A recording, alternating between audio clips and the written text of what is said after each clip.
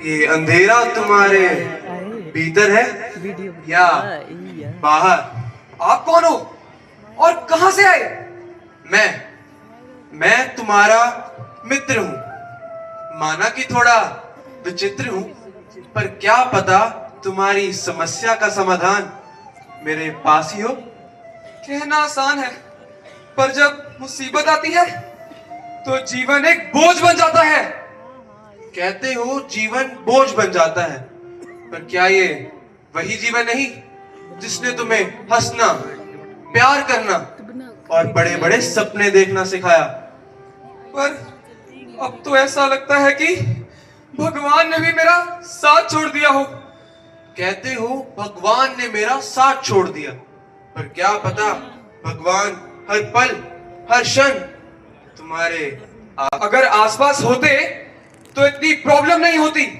तो तुम्हें क्या लगता है प्रॉब्लम सिर्फ इंसानों को ही होती है? कि भगवान को कभी कोई परीक्षा का सामना नहीं करना पड़ा?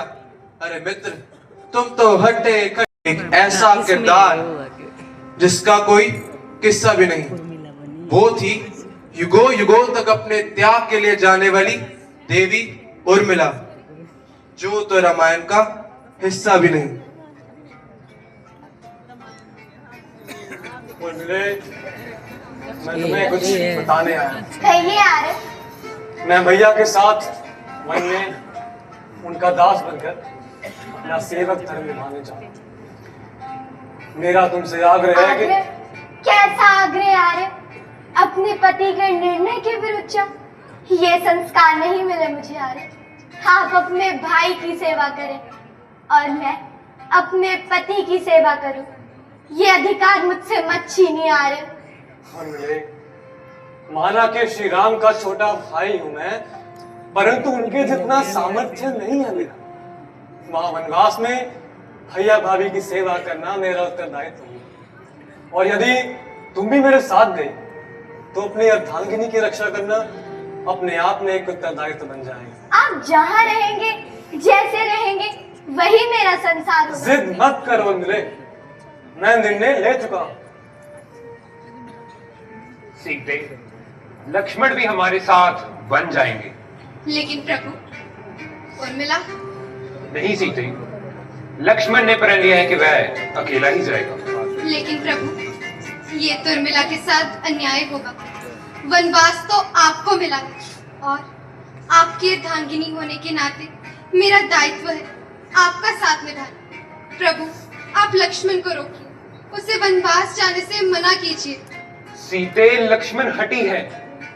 लक्ष्मण का मन बालक सा सरल और उनका निर्णय पर्वत सा अडिग। अब मैं क्या ही कर सकता हूँ? आप चिंता न करें प्रभु, मैं उर्मिला से बात करूंगी। वह लक्ष्मण को अवश्य रोक ले।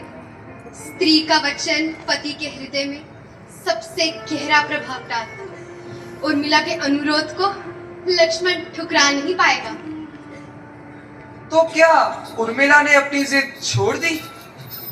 तुम बताओ मित्र, देवी उर्मिला ने अपनी जिद छोड़ दी होगी या लक्ष्मण उन्हें अपने साथ ले गए?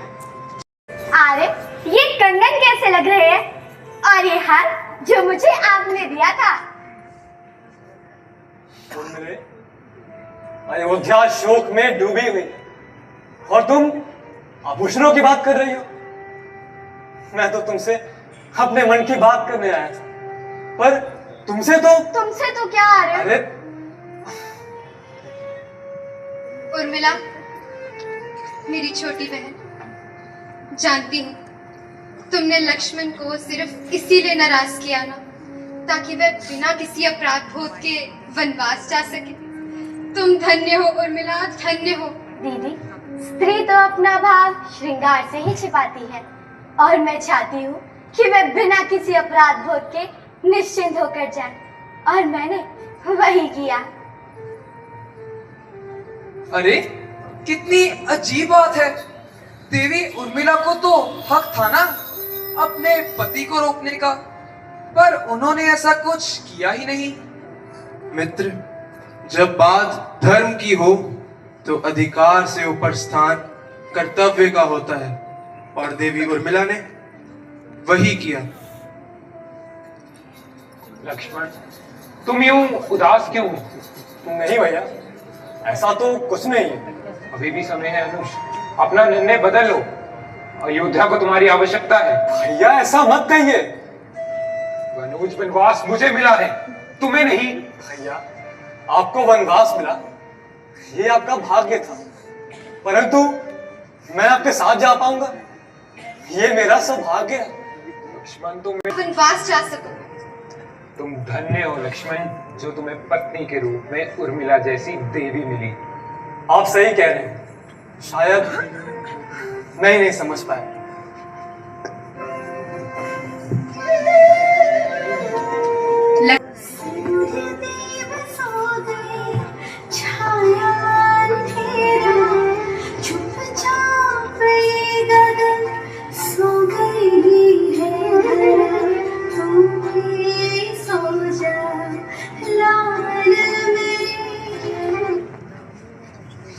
माँ, आप कब आए? बस तुम्हारे लिए तो जहाँ राम है वही तुम्हारी अयोध्या है।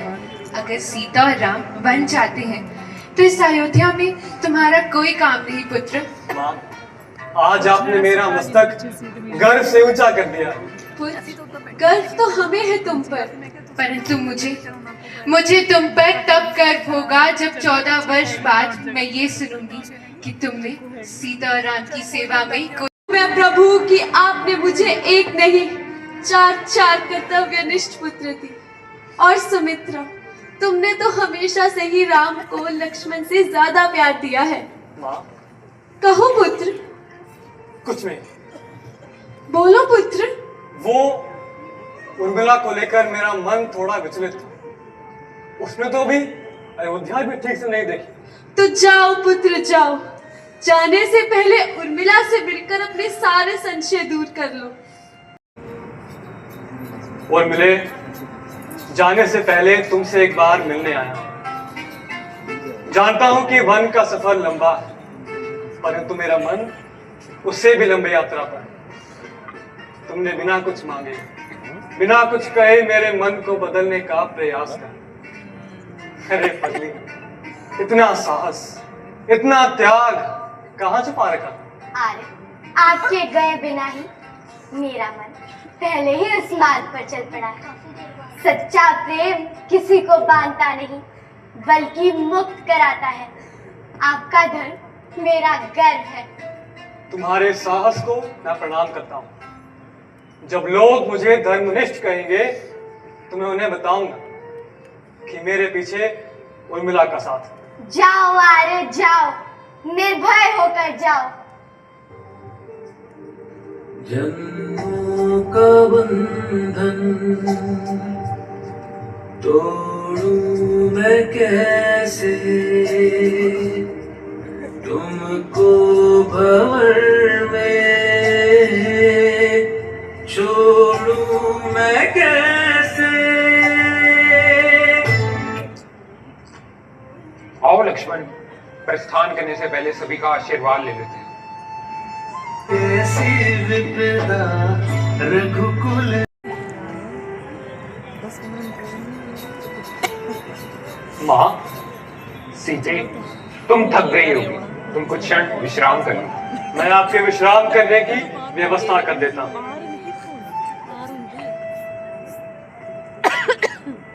सो नहीं सकता।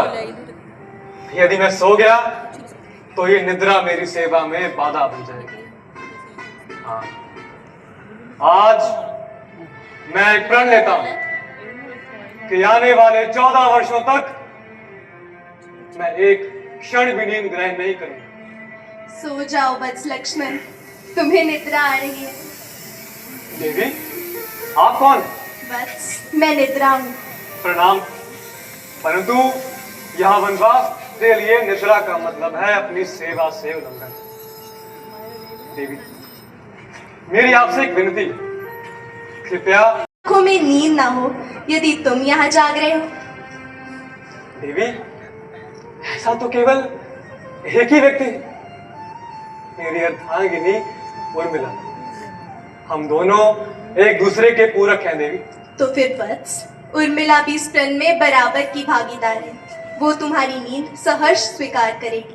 परंतु देवी, पति होने के नाते मेरा धर्म है कि अपने पत्नी के जीवन में उजाला लेकर आऊं। और आप कह रही हैं कि उसे अंधकार का ऐसा दंड दूं जो इन 14 वर्षों के वनवास से भी ज्यादा कठिन है। वत्स, कभी कभी सच्चा प्रेम त्याग से ही पूरा होता है।